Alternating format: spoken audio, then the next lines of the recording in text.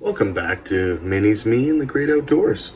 It's great to have you guys back, and I'm glad everyone's enjoying the channel so far. It's actually crazy to see all the people liking, and got a couple subscribers there, and really looking forward to this continuing on. It's awesome. It's a good day. It's a good day. So today I'd like to get this done with those awesome bases I had shown you before, and maybe finish up these creek. Now, I'll be honest, it's been taking me weeks to figure out what I wanted these guys, because I do love the original box art. I'm loving any kind of like the Imperial Green, Cadian forces. I'm becoming very infatuated with Imperial armies. So, having said that, one of my biggest fans right now, or sorry, I'm a biggest fan of, is that awesome dude, Commissar Sebastian Yarrick. Now, oh my god, that guy's amazing and cool, and all the stuff he's done. I highly suggest looking up Yarrick if you don't know anything about him yet, or even if you do have Warhammer Plus or know how to get away to see it, look at Old Baelai. That video was incredible. So I've decided to do this in the realm of the Steel Legion.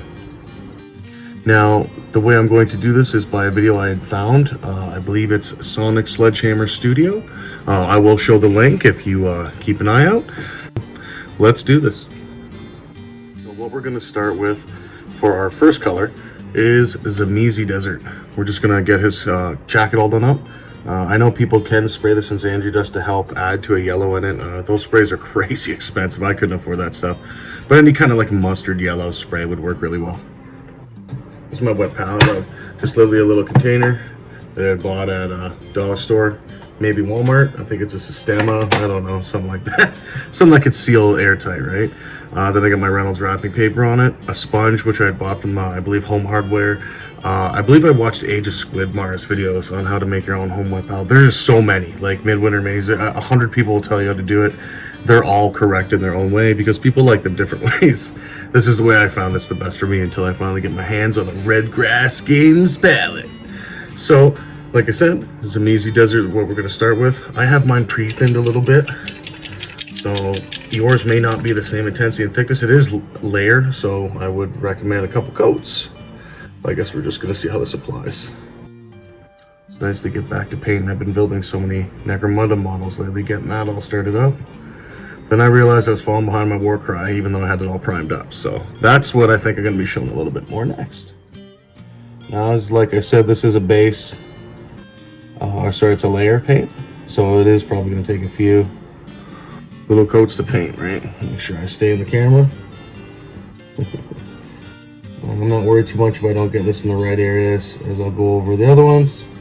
Again, you're doing base painting here, so I'm just trying to get it on there decently. As you can see, I didn't really thin mine or anything like that. That's because, like I said, I've already pre-thinned it with some Vallejo airbrush thinner that I learned from a Vince Venturella video how to do.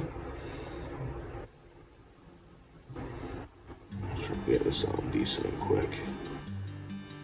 Oh, this is going to look awesome. Well, that's a beautiful yellow. Just gorgeous. I don't paint too often with yellows, and I'm just going to be starting to do it a lot because of Necromunda. If anybody knows Necromunda and Hazard Stripes, you know there's a lot. This is just fantastic paint. Like the look of it, I mean the color. It's not going on the best, but you know, I don't want to edit this right now. What I was trying to show was like, see how that goes on like that? This is what they talk about, the too thin coats. It's okay to look like that because you're going to go back over it, you're going to get it over nice.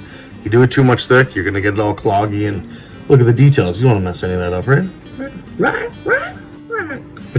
Okay. So now we'll come back after I've got this finished. We'll take a peek at it, and we'll go on from there. Now I've put on the first layer. I haven't quite finished all of it yet. As you can see, some of it's a little bit better coverage than others, but some of it's really thin.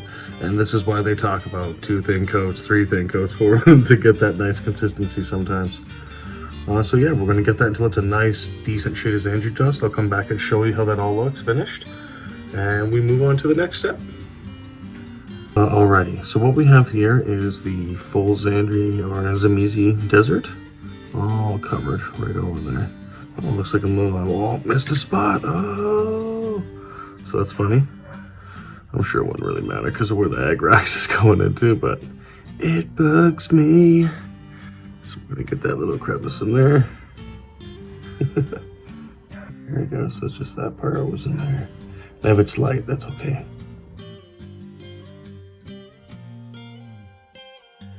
So with that done, the Zamesi Desert, we can now throw on the next step, which will be a dry brush of Tyrant Skull. So I'm just going to let this dry for about 30-45 minutes, and then I will get on to that, and that'll be the next step. All right, we are now back here with my goopy, not so cool dry brush of Tyrant Skull. I'm not a big fan of this, so it was kind of good when I had to add some thinner to it, but we're gonna see how we can get along with it because it is a wicked color. I love it, and my Necron compound was crap too. So let's see how we can get these all done up. We're not looking to have to highlight everything, right? Like you don't have to draw every line. So we're basically doing an edge highlight. I've never really done it this way where I did highlights and then a wash. I'm really looking forward to this. Really like how this is turning out already. Just did one little dry brush. Already looks awesome. Get some underneath here. You don't have to get it underneath. I'm a big stickler and it's mostly for myself. I'm sure in the future I'll want to be a lot quicker. But I like painting every little part. I would know that he was missing something, so it's just my OCD. But feel free to skip parts. Remember, you can keep it neat or tidy it up with a bat and black. You're gonna make it look like shadows anyway, so it's really up to you how far you want to take it. I love dry brushing. It's so peaceful. And who knows if the wife's gonna time lapse this or not. She's been making epic videos, as you've seen the last two. I think she did a wonderful job on them. I was very impressed. Even the second one was like, to me, she was like, what should I change? Like, nothing, hun. You did so good. It was awesome. I love where we're going and how this is starting in the beginning. It's very fun. So yeah, we got that highlight done. Now what we're gonna do is grab our next color and start doing the trousers and blankets and some trim there. Okay? Alrighty, let's get to it. I'm actually contemplating, I didn't think of what I wanted to do to the little blankie thing on this backpack. I think I'm gonna paint it the gray too. Just to kind of let it all tie in together like that. That little backpack, little satchel thing back there. So like the pack here, that. Let me show you. Your best not to hit any of that fresh yellow you got on there. Don't want to destroy any of that nice hard work you got there. Right? I'm gonna leave this tin cup. I'm gonna try and do it enamel white like on the box cover because I really like how it's very old style. I actually have a cup over here somewhere that, oh, here we go. I'm a big fan of enamel cups, so I got my trout one. So sure enough, I'd like to paint it something cool like that and make a little bit battle damage and stuff would be neat too. Okay, with those all dried, now we're gonna move on to metallics. In the video that I watched in my tutorial, they showed that he did the eyes. You can do them Abaddon black, but he did them Vallejo black, which I don't have here. I just have Abaddon as well in Corvus. Also, right after you do these eyelids, these little eye parts here, you do the metallics underneath. Now the reason he does that, like he said, is because soon, right after the metallics part, you're going to do brown, and that's going to be all the leathers and straps and stuff like that, which is going to be the mask as well, and we'll be able to fix all that up and tidy any mistakes. So I'm going to cheat here and see how it looks, because I think I'm going to put a gloss on his eyes just to make him like shiny and creepy, like, you know, like wraparound glass, cool black, Terminator style. So I'm going to leave them like that, and I'm just going to do the silver underneath, because I primed mine in a store-bought stuff from Walmart, which is, I love it. It worked, no problems at all. So yeah, let's do it. Okay. Pull out a little bit of lead belcher. Now he used iron hand steel, which I wouldn't mind using. I also have my Vallejo steel, but this is my testing, so I just want to see what lead belcher would look like. I already know Vallejo steel is amazing, but lead belcher is usually my go-to on basic things. So let's see what we got here. Okay, got her all mixed up beforehand. I actually don't have a nice mixer yet, a nice vortex, so I use a shoulder massager I got my wife for our anniversary. It's called a Tin Mat. I think I got it off Amazon. Right there, Tin Mat. Works fine. You just turn it on, hold it in your hand, and just shake the paint. But it doesn't feel good after a while. Okay, so let's start. Like I said, first things first, check our brush. Make sure we're good here. We are good. And no extra water on the side. Careful of that. Sometimes you get water right along here. Dry into your, or dip into your brush. And it could really water down your paint when you don't want it to. And a lot of people tell you, and they're right, you don't have to do underneath. I'm just, again, OCD. But I like doing it. So it's in my head. And another thing too, it's kill team. I want to make my kill team look awesome. You know, these are my first, this is technically my first kill team I remember painting fully. These and the Commandos were my first Octarius box, technically. So, yeah. Very, very excited. Now, I got some skulls and buckles and clips and little buttons I'm going to do, but I'm going to wait until after the highlighting and just do a final little, maybe a chrome shot on there and make it look sparkly for his buttons, right? Just before we do the block. Alright, so I just went a little bit ahead and did some dryad bark on this guy. Got his mask out a bit, his gloves. I got a bit more to do.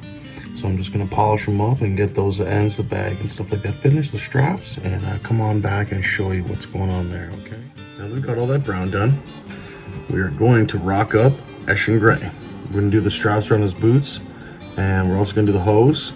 And if I had any tools on them or anything like that, which I don't on this guy, I would also color them gray as well with Eshin Gray. Now that I think about it, I actually might do this Eshin Gray. Nah, we'll save the cup. We'll make it look all cool, like a nostalgic enamel, white, blue cup, yeah.